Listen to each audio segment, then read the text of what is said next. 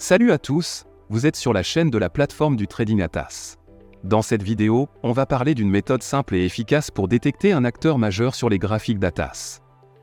On va voir également comment le profil de volume peut t'aider à trouver un point d'entrée.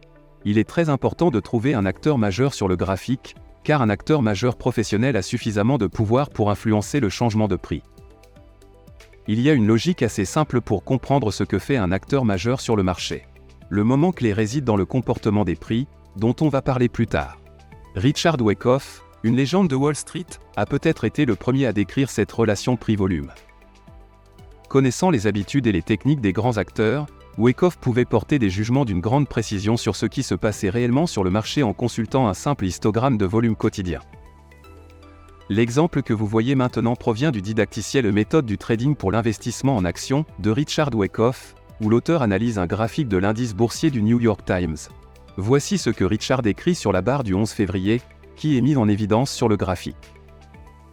Le volume exceptionnellement élevé du 11, plus l'impossibilité de croissance supplémentaire significative sur le volume élevé du 11 février, sont, comme d'habitude, révélateurs d'une certaine distribution et régression. Le 11 février, l'indice a atteint un sommet d'un seul point de plus que le 10 février et a clôturé avec seulement un peu de croissance totale avec un volume élevé. Une offre importante dépasse la demande. La logique est de comparer le progrès réalisé dans un contexte de volume élevé.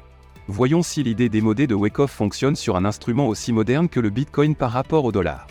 Nous avons ajouté un indicateur de volume vertical, histogramme violet, et ATR avec une période de 1 pour faciliter l'évaluation de la dynamique des prix sur un graphique de 5 minutes. En outre, deux niveaux sont marqués sur le graphique, R et S. Nous allons regarder ce qui se passera au cours de cassure de ces niveaux. La bougie de 10h55 a une faible valeur ATP. Cela indique que la bougie est étroite, mais les volumes sont très élevés. Comparez cette bougie avec la précédente qui a cassé le niveau de support S. Sur cette bougie précédente, le volume élevé peut être interprété comme l'effort du vendeur pour casser le niveau et le progrès était approprié. Et sur la bougie de 10h55, il n'y a aucun progrès. Le prix, pour ainsi dire, s'est heurté à une barrière invisible et tous les efforts visibles sur le volume élevé n'ont pas été convertis en un résultat significatif. C'est la logique de Wyckoff, qui indique qu'un gros acheteur opère sur le marché, empêchant le prix de baisser davantage par la force de ses limites d'achat. Et lorsque la pression de la vente s'est tarie, le prix est rapidement remonté. Ensuite, il y a un exemple pareil, mais en sens inverse. À 11h40, nous voyons une bougie étroite, à en juger par l'ATP, mais avec un volume élevé. Comparez-la avec la bougie précédente. Il y a aussi un volume élevé sur la bougie à 11h35, mais le progrès réalisé dans la croissance est proportionnel au volume, ce qui ne peut pas être dit à propos de la bougie de 11h40. À en juger par cette combinaison de deux bougies, nous pouvons tirer la conclusion qu'à la cassure de la résistance R, un gros vendeur est apparu sur le marché, qui a rencontré une impulsion à la hausse et a passé son limicelle d'une taille significative à contre-courant des achats du marché. L'offre importante a dépassé la demande, en conséquence, une heure après, le prix était inférieur de $750. Ce modèle a donc deux traits caractéristiques. Le premier est un volume accru comme signe de l'activité d'un acteur majeur. Le deuxième est le ralentissement du progrès du mouvement de tendance par rapport aux barres précédentes. Regardons maintenant le graphique des contrats à terme sur le pétrole, période d'une heure. Comparons les bougies 1 et 2. La première bougie a des volumes élevés, une progression haussière notable, qui est confirmée par une clôture forte, une hausse des prix entre l'ouverture et la clôture. C'est une dynamique forte. La bougie 2 a également un volume élevé, mais sans progression haussière, car les prix d'ouverture et de clôture sont presque les mêmes et les valeurs d'ATP sont moyennes. La dynamique des prix est moyenne, mais des volumes élevés indiquent qu'un acteur majeur est actif.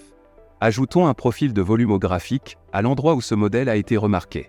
Au point 1, nous voyons un cluster rouge vif, et nous avons donc des raisons pour supposer que le flux d'ordre d'achat au marché s'est tari et qu'un gros vendeur a déjà commencé à vendre au marché. Ce qu'il y a de particulier, c'est que le profil a pris la forme de la lettre P, indiquant qu'il y a une sérieuse bataille de gros intérêts en cours au-dessus de $69,50. La barre baissière de 19h donne un indice que le gros vendeur est le gagnant. Au point 3, nous voyons un test du niveau de volume élevé du profil, qui ressemble à la lettre P. À la barre de 21h, nous voyons un cluster avec le volume maximal, où les vendeurs ont gagné. C'était le début d'une forte baisse des prix, et nous avons pu identifier un signe précoce d'inversion sur les barres 1 et 2, grâce à la logique qui fonctionnait il y a 90 ans.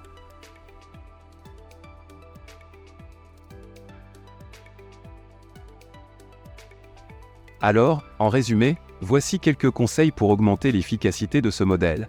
1. Recherchez un modèle près des niveaux de support ou de résistance importants.